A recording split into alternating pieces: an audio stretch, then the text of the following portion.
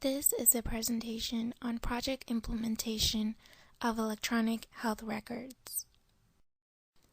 The purpose of this project is to create a plan that manages the implementation of an electronic health record system through the Microsoft Project program. Microsoft Project is able to create a comprehensive timeline of implementing a project that includes its tasks and order of events, creating a work breakdown for each task. Using the Microsoft Project application is also a useful tool for project managers since it provides both a broad perspective of the project timeline as well as detailed calculations as to when each task must be completed in order to successfully implement the EHR system. Planning is an important process in implementing a project because it will help one identify activities which must be performed and help one solve how these activities will be accomplished via a project timeline. In this EHR implementation, the project will last for 253 days. In order for us to implement the EHR system, we have identified that the high-level tasks are patient information management, clinical information system, laboratory, pharmacy, radiology, imaging, and finally, natural and food service. On the right side of the chart, we see the allocated time necessary to complete the project as well. In order to successfully implement this project, each high-level task is associated with several subtasks which reveal sequences and constraints that must be achieved prior to successful completion of each high-level task. For instance, patient information management, laboratory, pharmacy, radiology, imaging, and natural and food service must all be completed successfully in order for the clinical information system to operate.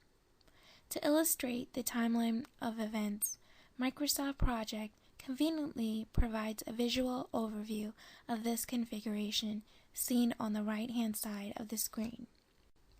Looking into the spreadsheet further, you can see that subtasks consist of various tasks that require training and configuration. In the presented diagram, we find that for the patient information management task, admission/discharge, patient registration, enterprise master patient index, and patient scheduling must all be completed in order for the patient information management piece to be successful. However, it's important to note that each of these tasks may require additional tasks, such as training to its configuration. In this instance, we can find that in row 7, entitled Enterprise Master Patient Index, this is the only task that does not require additional training, and so can be completed as indicated. However, for all other subtasks in this category, we can identify that training is dependent on successful completion of configuration. Noting that the start time is July 1st and the finish time is August 26th, we find that this task will require 41 days for completion. The following slides will provide the rest of the breakdowns for each high-level subtask associated with the successful completion of this project. In this slide, it is clear that the clinical information system is the most taxing of all the tasks in this project, meaning the clinical information system relies on the successful completion of 10 direct subtasks with and without training to consider in its timeline. Additionally, it calls for successful completion of all other high-level tasks in order for this portion of the system to be achieved. The start and finish time for the clinical information system begins on January 5 and ends on January 18, equating to a total number of 119 days to complete, which is by far the longest subtask to complete in the EHR implementation project. For the laboratory subtask, we see that 3 components, antibiotic pathology, microbiology, and chemistry, along with their subsequent training, calls for 35 days for full completion.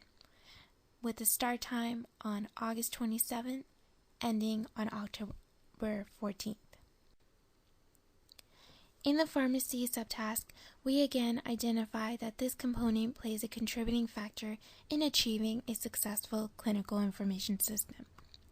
Its individual tasks of adverse reaction tracking, electronic medical administration, barcode medication administration, and inpatient-outpatient pharmacy all consist of both training and configuration.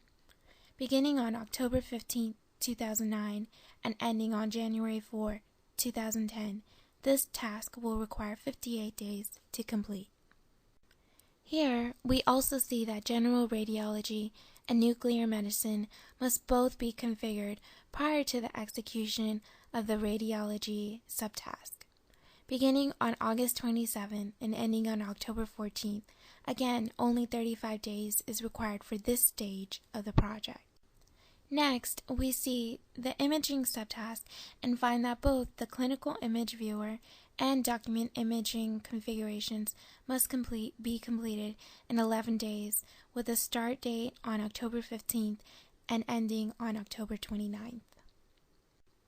Finally, we see that the last subtask, natural and food service, also requires both clinical nutrition and food service management to occur within 11 days, starting on August 27th and ending on September 10th. Overall, project planning is a vital aspect of implementing a project, and Microsoft Project can help project managers forecast the length, duration, and tasks necessary for successful project completion.